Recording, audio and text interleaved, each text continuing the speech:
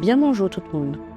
Sous nos pieds, des mondes invisibles travaillent, nourrissent, relient. En Guadeloupe, le jardin créole perpétue des savoirs conscients, faits de diversité et d'équilibre. Aujourd'hui, d'autres formes émergent, microfermes, aquaponie, culture sur compost. Et si ces pratiques n'étaient pas opposées, mais profondément liées?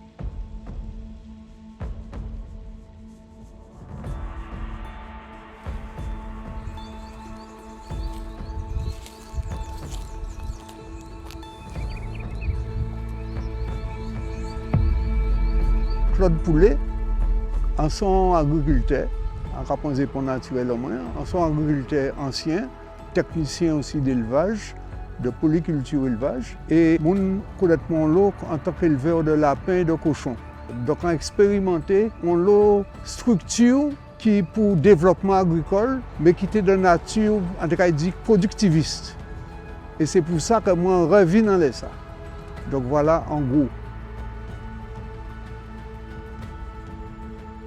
Donc, dans le jardin, on a deux buts. Jardin, c'est un jardin traditionnel, naturel, c'est un écosystème qui est associé des plantes alimentaires, des plantes médicinales, des plantes de protection. Donc, il y a plusieurs aspects à dedans. Et le bocage, c'est une philosophie et c'est une science. Philosophie là, c'est que nous travaillons avec du vivant. Vivant là, ça veut dire que nous ne pouvons pas mettre ni engrais, ni des herbants, pas de produits chimiques. Nous travaillons naturellement. Donc.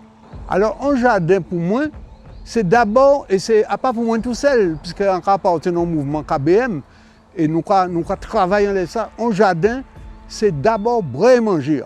C'est boire et manger pour compter, pour transformer et pour permettre qu'on ait un bien-être. Alors, quel type d'association qu'on a fait dans le jardin?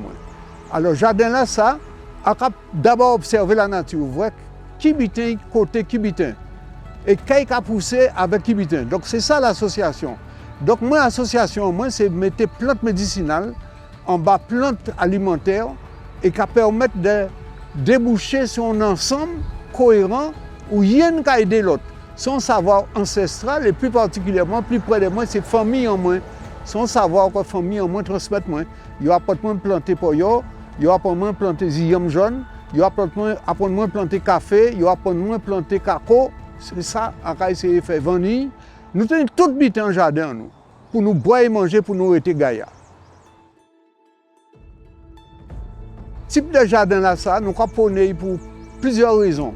Parce que nous avons estimé, avec tout ça qui a passé dans le monde, à n'importe quel moment, le bateau ne peut pas rentrer. Il faut nous capables, non seulement d'autosuffisance, mais nous arriver à la souveraineté alimentaire.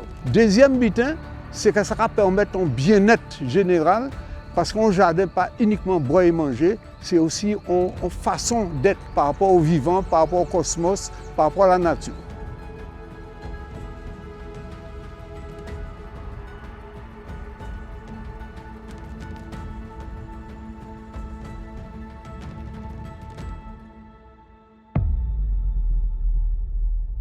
Je m'appelle Pascal Létang et je suis chef d'entreprise mais aussi consultant formateur en développement durable stratégique et gouvernance holacratique. Comment je peux décrire ma micro-ferme? Je vais plutôt parler d'un jardin nourricier que j'ai fait pour nous ici pour tâcher d'être autonome sur le plan nutritionnel.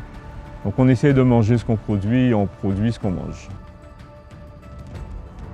Le lien entre les poissons et la culture des végétaux, c'est que les poissons, quand vous leur donnez à manger, dans leur phase de digestion et via leur métabolisme, les poissons vont faire comme nous, ils vont faire caca. Et ces déjections sont de l'ammoniac. Ensuite, il va falloir passer par un système de filtre, d'abord mécanique pour garder les matières. Ensuite, par un filtre biologique qui, lui, grâce à des bactéries, vont permettre de décomposer cet ammoniac en nitrite, puis en nitrate. Et ensuite, c'est l'eau qui va être enrichie en nitrate, qui va être apportée aux plantes en circuit fermé.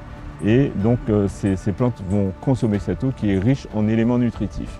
Maintenant, quand on est en culture pleine terre, on va plutôt parler d'amendement. Et cet amendement, on le fait avec des biodéchets, avec des déchets verts, qu'on va laisser se décomposer. Et donc il y a des micro-organismes qui vont consommer ces déchets, qui vont les digérer et ça finit par nous donner du sol fertile.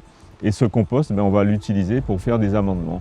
Donc de temps en temps, il faut amender son sol de ce produit qui est très très riche en éléments nutritifs.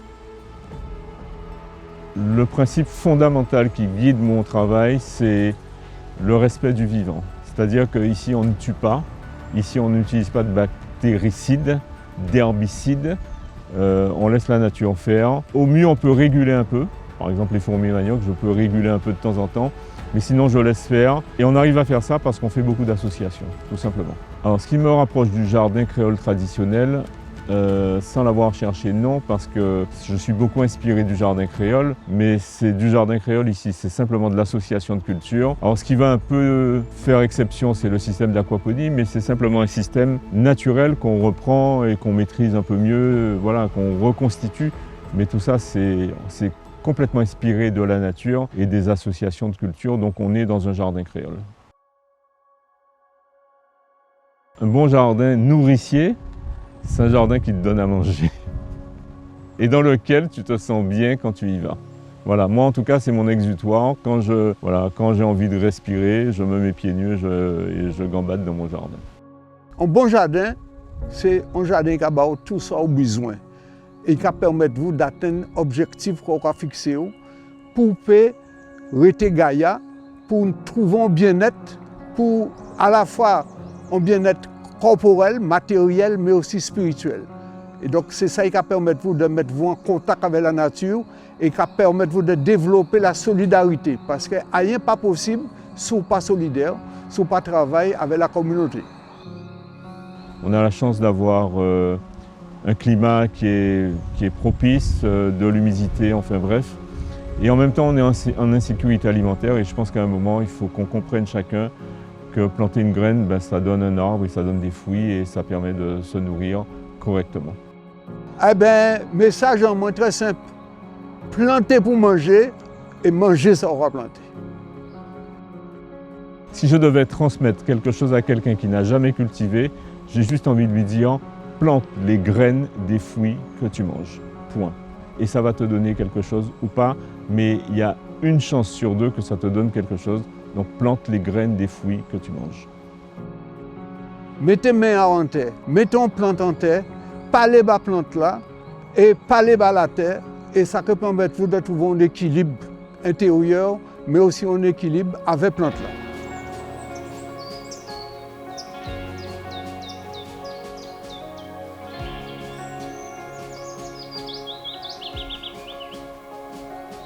Le futur de notre alimentation se trouve peut-être déjà sous nos pieds.